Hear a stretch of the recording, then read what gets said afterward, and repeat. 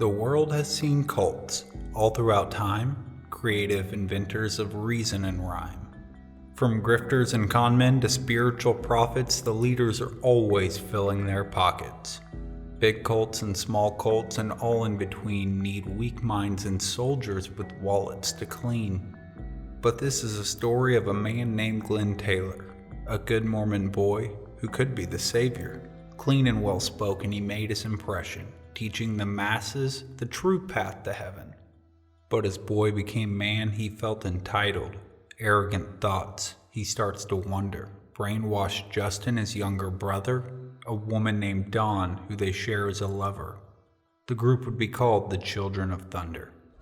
Their speed junkie savior would often revel in plans of extortion and killing, to take over the church, defeat the devil, and welcome back Jesus, God willing.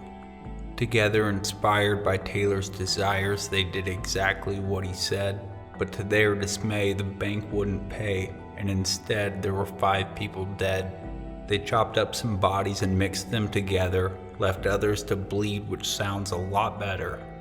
In the end, though, it was quick, their capture and trials.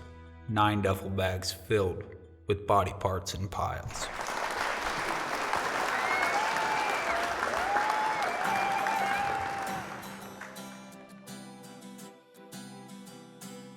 Jerry and Karma Helzer were a devout Mormon couple who had their first kid in 1970.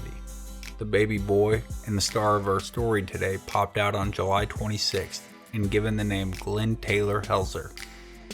In 1971, daughter Heather was born, and the next year in 1972, their second son Justin Allen. At the time, they lived in Lansing, Michigan, but it wouldn't be long before the family relocated to sunny California. Martinez, California, to be exact, where the family would practice survival training. The Mormon teachings have a long history of apocalyptic themes, so it fits their lifestyle. A lot of parents out there probably have a special spot in their heart for their firstborn child, but the Helzers set out to make their son a prophet. Karma especially doted her son from the day he was born as being special or chosen. So Glenn, who chose to go by his middle name Taylor, became elevated in a way, in the family's eyes, as something of a religious leader. Justin and sister Heather were siblings, but they were not equals to their brother. Mormon culture puts an importance on men, but the parents in this family looked to eldest child, Taylor, as a real prophet and encouraged their other children to do the same. In a way, Taylor was the leader of the household. The siblings took the parents' lead in looking up to Taylor, especially brother Justin. The two were inseparable and had a very clear dynamic. Justin was shy and always looking to please his older brother, a real follower of Taylor's leadership. Taylor and Justin were very close and opposite in many ways. Justin was introverted and a hard worker, while Taylor was handsome and extremely charismatic, an intellectual type. Justin looked up to his older brother, and that's what became expected over time. It was said that Taylor would often remind Justin that he was in charge and that Justin was number 2. Taylor was no prophet, but a naturally gifted speaker and leader with the ability to make anybody feel special while making them think exactly what he wanted them to think. From an early age, Taylor was extremely aware of how persuasive he could be. It was ingrained in him, almost unnaturally, by the way his family held him up. The brothers Helzer were, by most accounts, fairly normal kids throughout middle school and high school. Being known as the religious kid in school can be tough, but most combat it like Justin did, by being shy and introverted. Taylor, on the other hand, was so personable and outgoing that his constant church talks were far less abrasive than they should have been. At just 12, Taylor was welcomed into the church. He received special attention and admiration for his supposed spiritual gifts from those in his religious community, too, because he was respectful and well-spoken. Before he was old enough to go on his mission, he was already teaching the Word of God to anybody who would listen, and everybody agreed that he was good. Over the coming years, Taylor would use the people around him, friends, family, classmates, to learn how to play people. using their innermost fears and desires to elicit the responses he needed. A new convert to the Church of Jesus Christ of Latter-day Saints. It all looked very impressive and good-natured from the outside, and the church was very happy to have him. On December 7th, 1986, Glenn Taylor Helzer was ordained into the church and dropped out of high school to dedicate himself to his new calling, and his brother followed his path like expected. He also joined the Texas National Guard, looking for a purpose and leadership role. He spent the next couple years awaiting his mission trip and working hard to make a name for himself.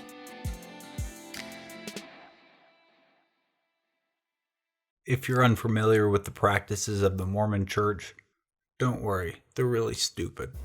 But when a Mormon man turns 19, the church sends them on a mission to some random place in the globe with a huffy and a bag of white button-up shirts to spread the wild word that Joseph Smith found inscribed on those golden tablets all those years ago. For Taylor's mission, he was sent to Brazil in 1989, where he found a ton of success in his recruitment efforts. So much success, though, that it started to go to his head, which caused a rift between him and the Mormon Church that would be the beginning of a tremendous fall from grace. Which is crazy, because while he was on his mission, he was known for being a stickler, holding his brothers to the letter of the law, and was quick to correct when they stepped out of line. This includes cussing, blasphemy, sex, jerking off, or using substances of any kind, including coffee. But as his steadfast, straight-edge success went to his head, the part of his personality that told him he was a special prophet started to kick in. Taylor began to think of ways to improve upon the church's rules, as he now saw them as a little bit too relaxed. More than that, he started to resent the people in charge, the ones that had set up the rules. Less than a couple years of being out of the house and making his own choices, Taylor's true character was already beginning to seed in a bed of maturity. Charismatic, handsome, and cunningly manipulative, Taylor realized that his talents were going underused by the church in its current state. And a manipulative sociopath with a practice elevator pitch is a pretty dangerous man. Taylor began to see his power over people as a tool that he could use to direct the LDS towards a path of his choosing. And by the end of his 2-year mission, Taylor's sickness had spread. He had now fully convinced himself that the church was failing the war against Satan, and he was the chosen one to correct the path. Taylor returned home in 1991.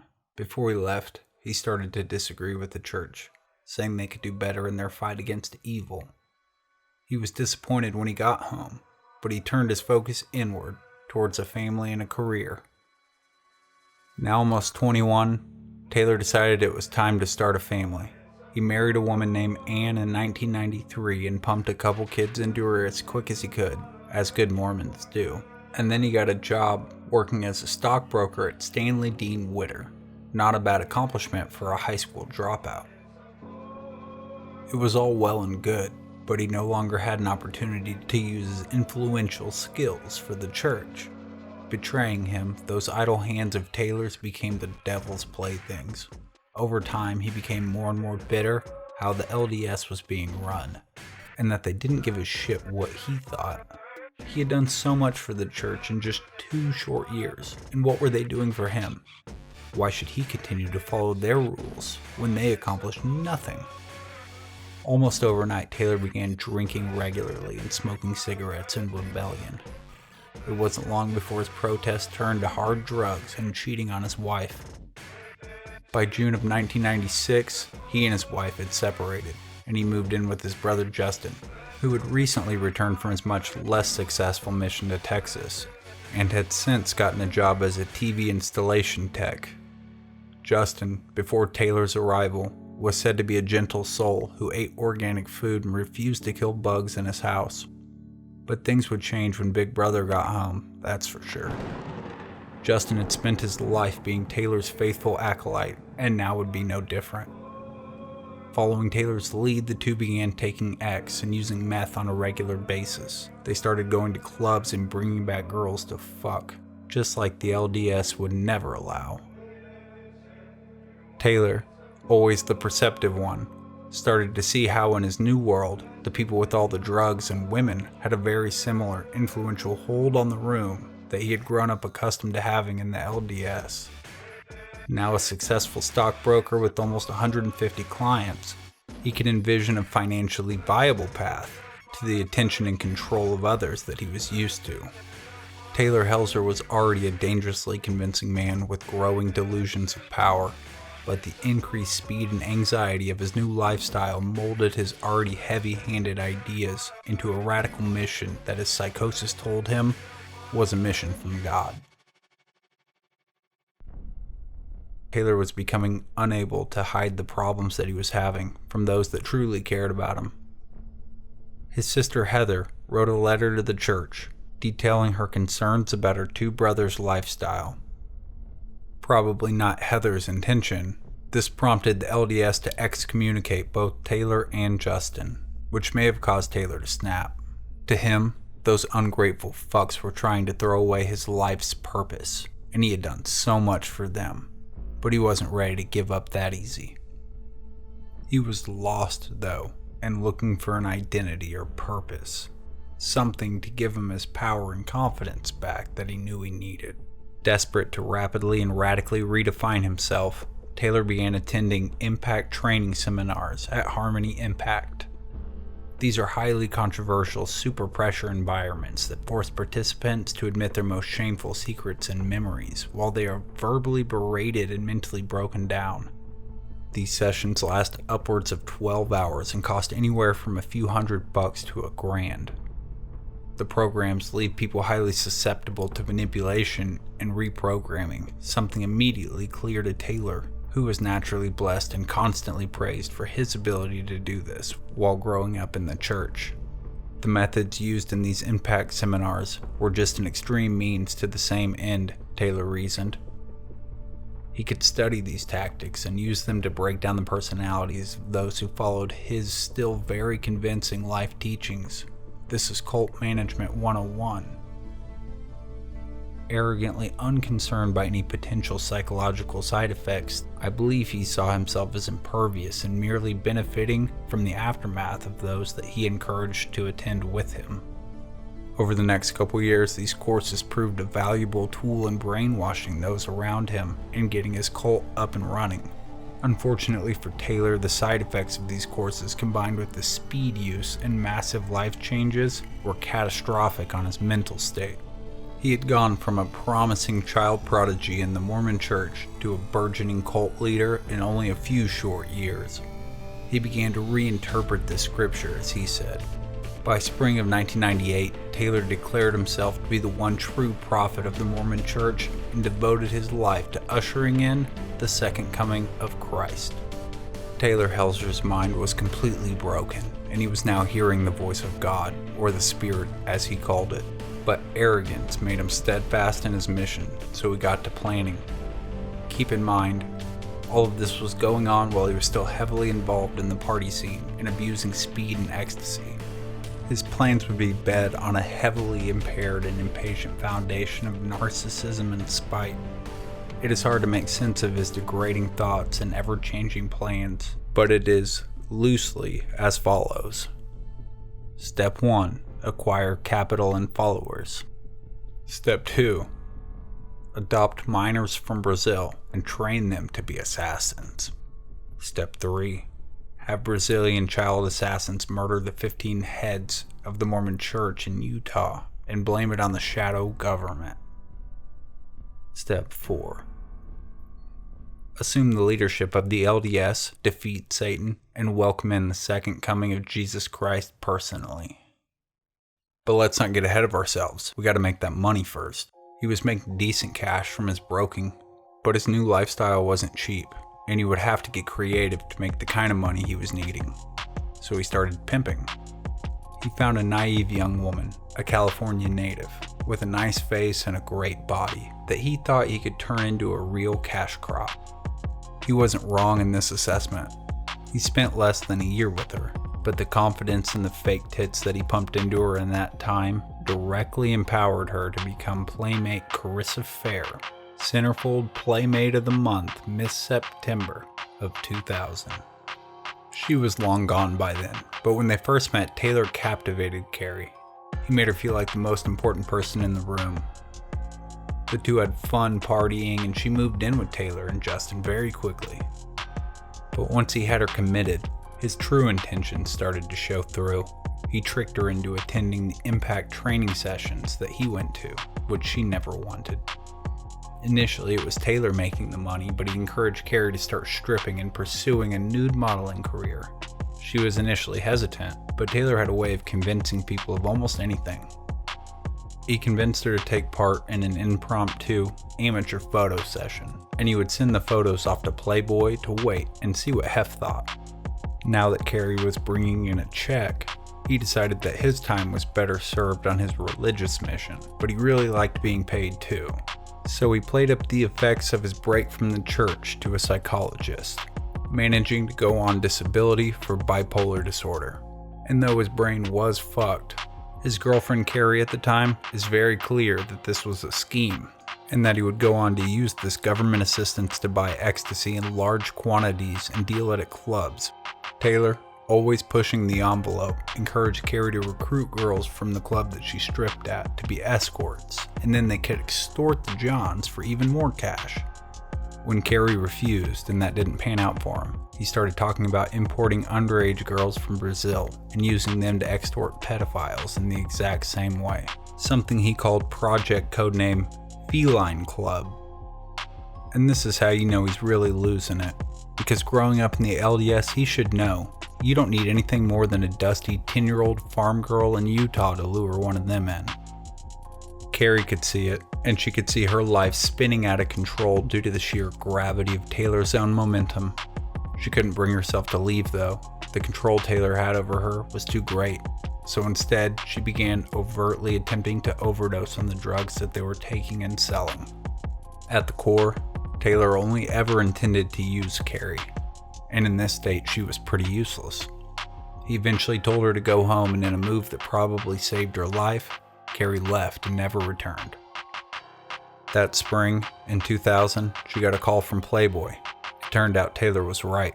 The photos had convinced the people at Playboy that Carrie had what it took, and Taylor had given her the confidence to go be someone. In September of that year, she was Playmate of the Month, and Taylor was left looking for a new lackey. He wasn't stupid. Taylor saw what he had done wrong. Carrie was the type of woman who was stunning and could get her confidence from just walking down the street. What he was looking for was somebody he could have complete and constant control over. Why was he wasting his time with a playmate? Because who cares what she looks like? It wasn't real anyways. And even though he was excommunicated, Taylor knew that he needed to be in close with the church, so that he was ready for his time to strike, whenever that may be. He continued to go to events that the LDS put on for the public. And it was at one of these events, a murder mystery dinner, that the Helzer brothers met Dawn Goodman. Dawn was a broken woman with a tragic past, a small-town California girl who never had many friends but was married at 18. Her and her husband lost their first child but tried again.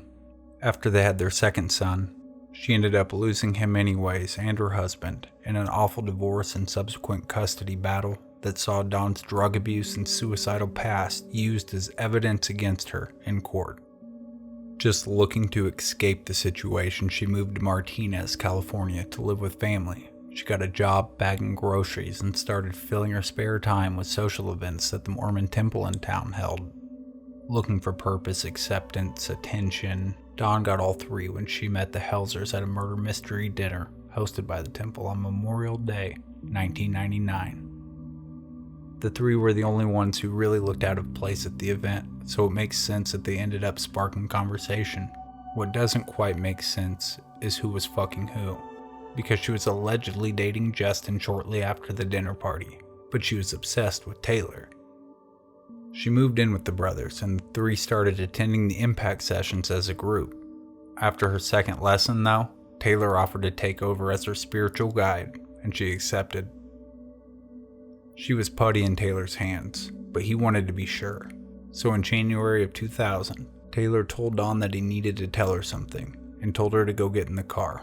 They drove to the parking lot of a Mormon temple in Oakland, parked, and turned the car off. Taylor immediately started to spill his delusions about being a prophet on a mission to fell Satan with his own group of religious warriors. He told her he would lead them to victory even if he had to kill the leadership of the Mormon church. He told her, "Spirit says you have to know everything," referring to his very real auditory hallucinations, but he assured her that they were safe speaking because angels protected the church grounds. Then he asked her very directly and bluntly if she would kill for him in the name of God. Instead of running, saying no, or getting this psychopath some kind of help, she couldn't say yes fast enough. She was gaslighting his delusions because they were now her delusions. She would later say that the car was surrounded by angel warriors and that she was honored to kill for Taylor. Satisfied, he laid out his plan to extort $100,000 from some of his ex-clients. Don Goodman wanted whatever he wanted, because for the first time in a long time she felt safe and important there with him. This moment is the birth of the Children of Thunder, a violent and short-lived group who would kill more people than they would ever have in their small army, all following the sick mind of a single man. Taylor, now fully in control of the minds of Justin and Don, created what he called the 12 Principles of Magic, a written set of commandments from God, if you will, that reads like a psychotic list of pre-packaged excuses. Without getting too far into the weeds, the first two commandments seem contradictory. Number 1, I am already perfect and therefore can do nothing wrong. Number 2, there is no such thing as right and wrong. Then what the fuck are we talking about in number 1? And number 9 just says Spirit knows. As stupid as it was, Taylor ordered his two-man army to commit the principles to memory and mentally prepare for a war, and they were happy to. He continued to brainwash his subjects by day with his loosely religious doctrine and sell ecstasy by night at the clubs under a fake name, as he waited for one more piece of his plan to fall into place.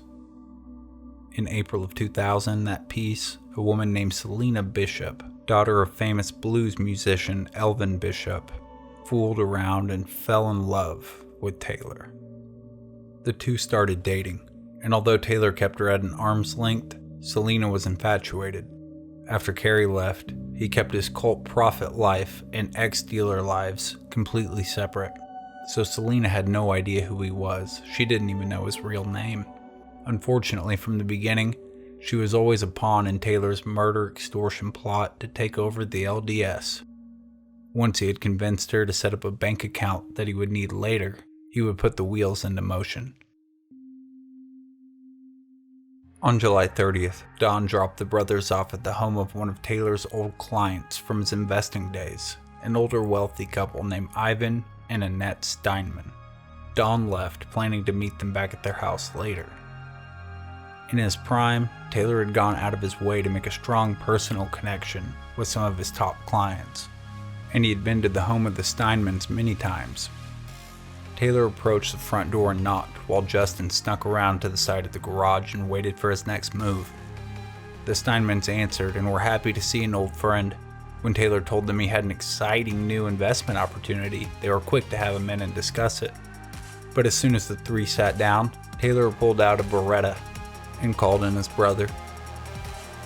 Justin then held the scared couple at gunpoint while Taylor collected any financial documents that he might need for his plan. Once he was sure that he had what he needed, the Helzers shackled the elderly couple, threw them in their own minivan, and drove them back to the Helzers' home. Taylor tried to ease the minds of the old couple by saying that he was in trouble and he needed the money to get out of town. He spent the night combing through the documents he collected to see what could be liquidated. The next day, Taylor had Dawn call Morgan Stanley and pretend to be Annette. She asked that both her and her husband's retirement accounts be liquidated as soon as possible, explaining that it was for an emergency surgery for their granddaughter on the other side of the country. Then she had the Steinmans each write out a check, one for $33,000 and one for $67,000, totaling the $100,000 that Taylor knew to be available. And with that, the Children of Thunder no longer needed the Steinmans.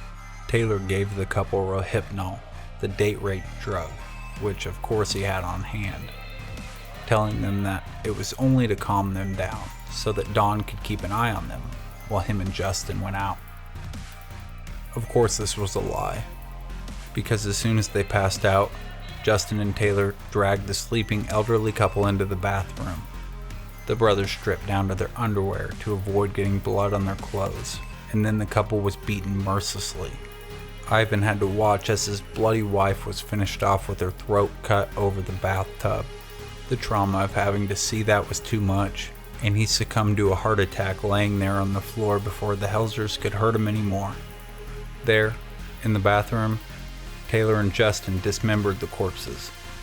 They bashed out their teeth with a chisel and hammer in an attempt to make the remains harder to identify. They took the remaining bits of the Steinmans from the bathroom into Justin's bedroom, where he had laid out a large sheet of plastic on the floor and trash bags to begin wrapping things in. This wasn't Taylor's original disposal plan. Originally, his pet Rottweiler was going to be the one responsible for eating the fleshy remains. But once his pet had refused the meal and denounced the Children of Thunder, they began preparing the bodies for other disposal means. In the morning, the Helsers sent Dawn in disguise to cash the checks written by the Steinmans. They were made out to Selena Bishop. As she was instructed to do, she arrived in a wheelchair, bright clothes, and a floppy sun hat. Taylor's logic was that people would ignore her if she looked insane. She told a bank manager the story that Taylor had given her, that she was a friend of the Steinmans, and that her granddaughter, Selena Bishop, was in desperate need of open-heart surgery in San Diego and had no health insurance. She asked that the checks be deposited into the account as soon as possible. The manager was obviously suspicious, to say the least, but took the checks and put a hold on them. The manager explained that they would have to speak with the Steinmans directly before they could make the transaction. Dawn, now out of options, wheeled herself back to the car and drove home. When Dawn got back and told Taylor the situation, he began to panic. As the night grinded on, there was a tense anticipation for Taylor's next move. When Dawn and Justin awoke the next morning, they saw that Taylor was gone. But it wasn't long before Justin got a phone call from Taylor saying that he'd be back soon with Selena. You see, the previous night, Taylor had decided that Selena was too close to the situation and she would have to be dealt with. She had no idea what her bank account was being used for, so he called her and invited her to go with him to a camping trip in Yosemite. Young and in love, she was excited and she agreed. He said he would be by the next day to pick her up and they could spend the evening together before leaving early the following day. She began packing for the trip, and then she called her mom, Jenny Villerin, and asked her to house sit while she was away. Taylor picked her up like he had told her, and when the two got back to the Children of Thunder headquarters, everybody played it cool. There was already a plan in place, and Taylor asked Selena to lie down for a back massage. Justin emerged from the shadows and bashed the back of her head with a hammer, over and over. Then the brothers picked up Selena and carried her into the bathroom. Taylor called in Dawn. He told her that the spirit said you get to watch, to know it's real, not a dream. Taylor pulled back Selena's head by the mass of bloody hair and opened up her throat with a blade. The three stood over Selena as her blood spilled down the bath drain. After the grisly show, Taylor and Justin dismembered and mutilated Selena's corpse in the same way that they had the Steinmans. Then they took her, piece by piece, into Justin's bedroom, where her remains were intentionally mixed with the remains of the Steinmans, before the victim's soup that remained was stuffed into 9 duffel bags, specifically purchased for this purpose. Dawn and Justin probably thought that the chaos was slowing, not that they cared, but Taylor had been thinking, which was always dangerous. He had actually met Selena's mother on one occasion, Jenny Villerin. She didn't know his real name, but she knew about this trip. She was house sitting for it after all. And she knew what he looked like. The Children of Thunder were not finished yet. Early the following morning, before the sun rose, Taylor put Justin to work cleaning the bathroom to a spotless finish, while he and Dawn headed towards Selena's townhome. Taylor didn't need to worry about getting in. He had a key to her place. Dawn stayed in the car while Taylor went to clean up his mess. He walked in, made his way directly to the loft, and found Ginny laying there with a surprise guest. It didn't matter to Taylor who the man was. He would have to die too. He shot Ginny before she could wake up. The man, James Gamble, awoke briefly, but was likely shot and killed before he could tell what was happening. His body slumped off the bed and onto the floor as Taylor left the townhouse. Dawn could hear the shots from the car and knew that she wasn't the only one. Taylor left the warm bodies bleeding there in bed, emerged from the home, before Dawn drove her Prophet the 50-mile return trip home. It was light out by the time they got back. Now, it was time to start getting rid of the evidence. And of course, there was already a plan in place for this. The brothers loaded the duffel bags into their truck one by one, and then together with Dawn, with a rented jet ski in tow, they headed to the Sacramento Delta. Once they got to the river, Dawn dropped the brothers off to launch the jet ski and drove down the riverside with their cargo to a secluded spot where they could meet. There, they would grab the duffel bags from Dawn, buzz out to a deep spot in the lake, and dump the bag. One by one, they repeated this process, dropping them all over the lake until they were all gone.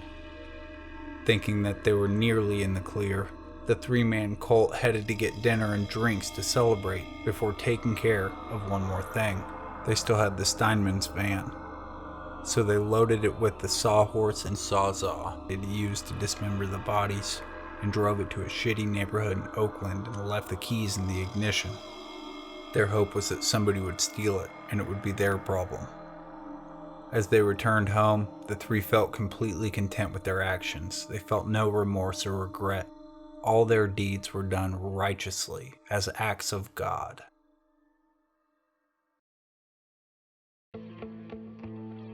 On the morning of August 3rd, 2000, two 911 calls about a shooting in Marin County, California would come into dispatch. When Detective Steve Nash arrived on the scene, he entered the home and called out to no response. Once he walked into the loft, the reason for the silence became clear. There he would find the very recently dead 45-year-old Jennifer Villerin laid slain across the bed, and her 54-year-old boyfriend Jim Gamble had slumped off the side of the bed onto the floor. Police knew they couldn't be too far behind the killer, so they frantically began searching. The CSI found no fingerprints or trace evidence, and could only determine the 9mm bullets that killed Villerin and Gamble were fired from the same weapon. The apartment belonged to victim Ginny Villerin's daughter Selena Bishop, who was oddly nowhere to be found. Unaware if she was a suspect, or perhaps in serious harm, the cops began trying to track down Selena. That same morning, 50 miles away in Concord, the news of a missing elderly couple, Ivan and Annette Steinman, was also announced. After their daughter Nancy failed to make contact with them for days, she went by the house to check on them. When she pulled up, she saw that her parents' van wasn't in the driveway and newspapers were piling up at the front door. Maybe they're on a trip, she first thought, but she started to worry when she went inside. The house was a disheveled mess, a state her parents wouldn't leave it in, with food out molding on the counter. Just to be safe, she filed a missing persons report, still optimistic that they were just on holiday. But her hopes would be dashed by reality when cops found the Steinman's minivan the next day, abandoned in a shitty Oakland neighborhood with the keys in the ignition. At first, the two cases didn't seem to be linked, but that would change as investigators learned more about Selena Bishop. They checked at the Two Bird Cafe where she had worked, but Selena hadn't been seen or heard from there in days. When they asked her friends, though, police were told that Selena had left town to go camping with her boyfriend in Yosemite. The campgrounds were searched vigorously by police to no success, but they were curious to know more about this boyfriend. The last time anybody could confirm seeing Selena, it was days previous at a Berkeley bar with this exact same guy. All they could gather from Selena's friends who had met him was that he went by Jordan and was very private and almost mysterious. Selena's aunt reached out on national TV begging for her niece to return home. Selena, if you see this, we love you. We want you. While digging through Selena's belongings looking for evidence, police found a journal with several entries that made mention of Jordan and a plan that he was creating. Quote, "I won't want to be with you when your big plan goes down." End quote. After 2 days of getting nowhere, the ambiguous journal entry increased the fear of foul play, and the focus of the investigation turned towards Jordan. They obviously had more questions than ever, but a tip came in about Jordan living with his brother named Justin in the city of Concord. But without a last name, it was largely unhelpful until police caught another break. Selena's pager had been found at her work, the Two Bird Cafe, apparently left during her last shift. Records from the device showed several calls from a number registered to a Justin Helzer on Saddlewood Court in Concord, a 50-mile drive from Woodacre, California. Records showed that this Justin lived there with his brother Taylor. When police showed Selena's friend a picture of Taylor Helzer, they immediately ID'd him as Jordan.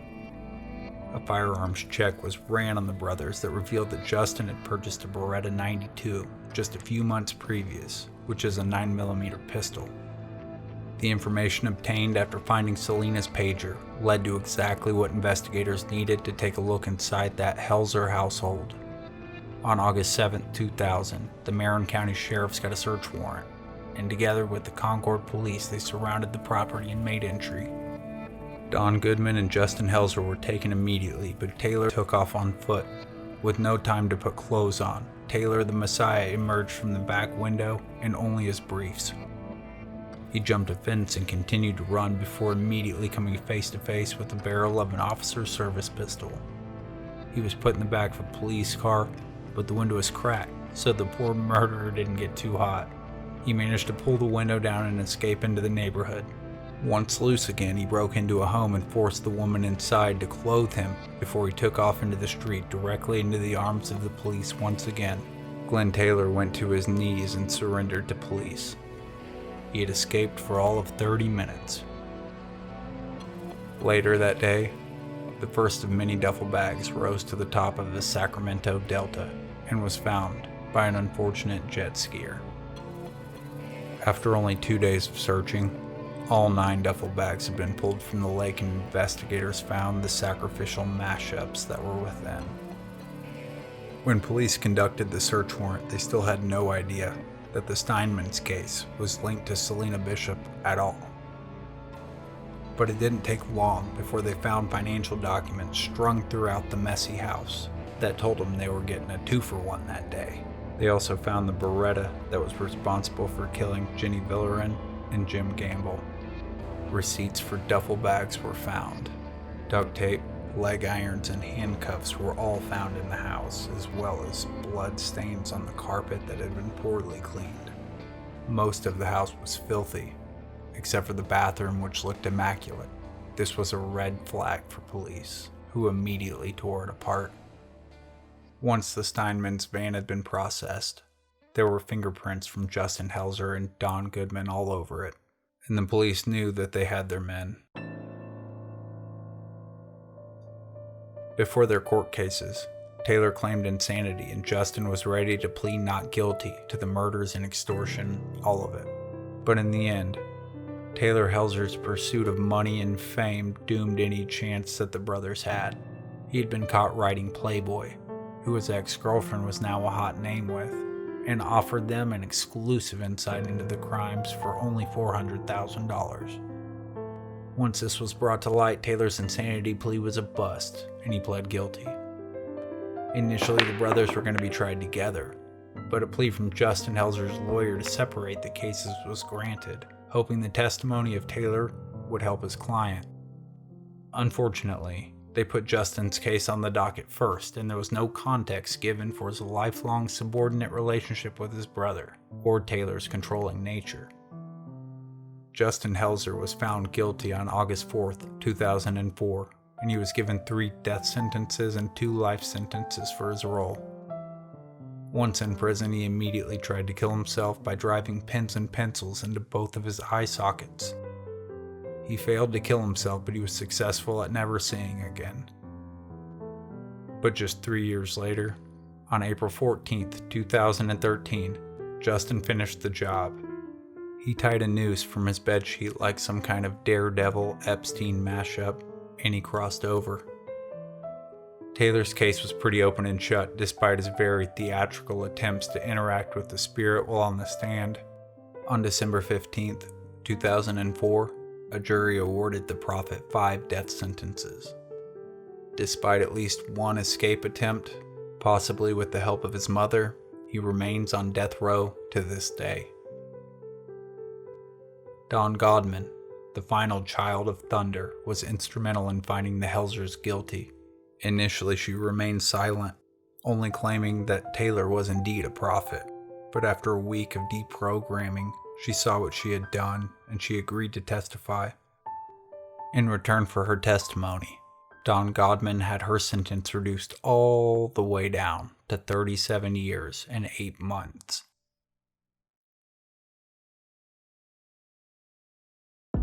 And Spirit says that's gonna do it for the Children of Thunder. I hope y'all enjoyed today. If you've made it this far into a story about these 3 fuckos, then you might consider liking and subscribing to the channel. Let me take a second to say thank you to all my patrons: Buckethead, Tang, Michelle Lynn, Shane Stange, Jacob Cruz, and finally, Babylonian Cowboy, our newest patron. Thank you guys so much. Spirit says, Manic out.